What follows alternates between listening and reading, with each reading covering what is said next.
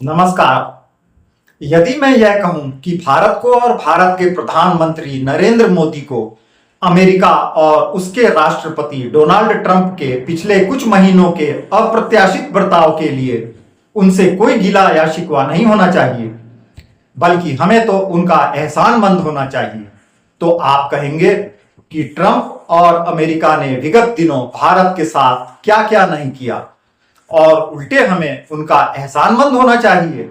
जी हां, हम सभी भारतीयों को तो रामचरितमानस में वर्णित हनुमान जी की वह कहानी जरूर याद होगी, जिसमें जांबवंत ने जब बजरंगबली को काचुप साधी रहे बलवाना कहकर उनकी भूली बिसरी अलौकिक शक्तियों को याद दिलाया था और अपनी शक्तियों का स्मरण होते ही हनुमान जी ने चमत्कार कर दिखाया था। तो आज की बड़ी भविष्यवाणी यही है, भारत और नरेंद्र मोदी नया वर्ल्ड ऑर्डर रच के ही रहेंगे, इतनी जल्दी कि आप सोच भी नहीं सकते। यह कोई भाषण या चुनावी नारा नहीं, आज के यथार्थ की सबसे ठोस, सबसे प्रमाणिक सच्चाई है। सबसे महत्वपूर्ण बात तो यह है कि अब इसमें वर्षों या महीनों का समय नहीं लगना है, बल्कि यह प्रक्रिया पहले ही शुरू हो चुकी है और नतीजे भी सामने आने लगे हैं। कुल मिलाकर बात अब चंद दिनों की ही है। दरअसल यह रूपांतरण अचानक नहीं हुआ, बल्कि दशकों के संघर्ष और अंतर्मंथन का नतीजा है। हमेशा की तरह भारत अपनी असल शक्ति से अनजान, अपने में ही उलझा था, बिल्कुल वैसे ही जैसे हनुमान जी अपनी असीम ताकत और अपनी अलौकिक शक्तियों तक को भूल गए थे।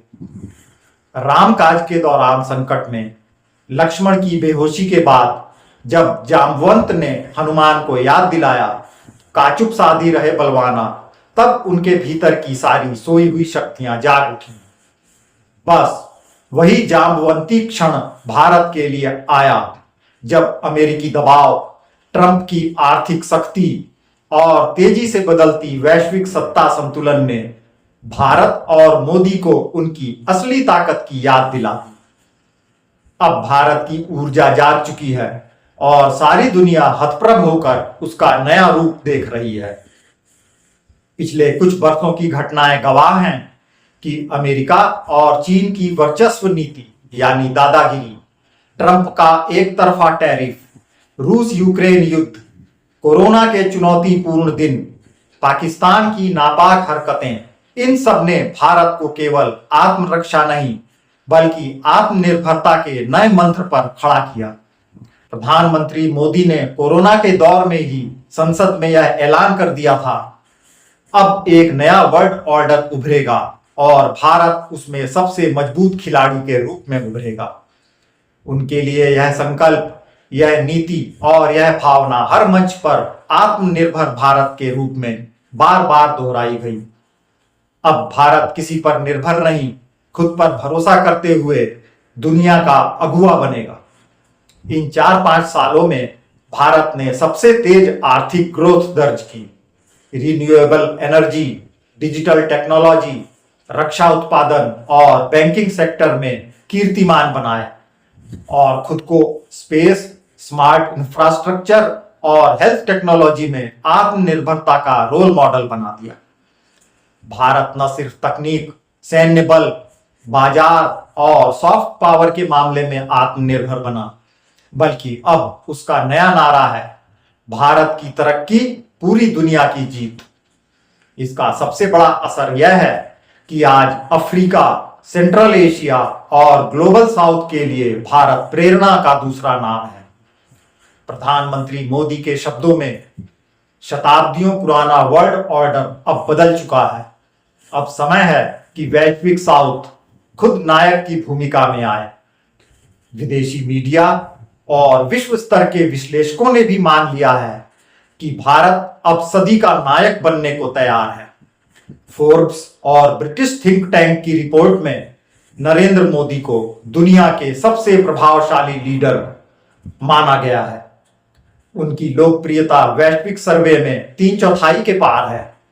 2025 के वर्ल्ड लीडर्स फोरम में मोदी ने 2 टूक कहा, भारत अब मूक दर्शक नहीं, नीति निर्माता देश है। हमें केवल अपनी चिंता नहीं है, हम नई सभ्यता, नई मानवता की नींव रखने का युग देख रहे हैं। आज भारत की रणनीति मल्टी अलाइनमेंट है। रूस, चीन और अफ्रीका के साथ मजबूती से खड़ा होकर पश्चिमी देशों से भी विश्वास बनाए रखना। भारत रूस चीन का गठजोड़ अब 2/3 ग्लोबल मार्केट, 30% ऊर्जा और दुनिया के सबसे बड़े सशस्त्र बलों का कंट्रोल हासिल करने की दहलीज पर है। मोदी ने वसुधैव कुटुंबकम यानी वन वर्ल्ड वन फैमिली के संदेश के साथ G20 की अध्यक्षता और ग्लोबल साउथ समिट में स्पष्ट कर दिया, अब जीडीपी या ताकत नहीं, गरिमा और मानवता के आधार पर नया वर्ल्ड ऑर्डर बनेगा।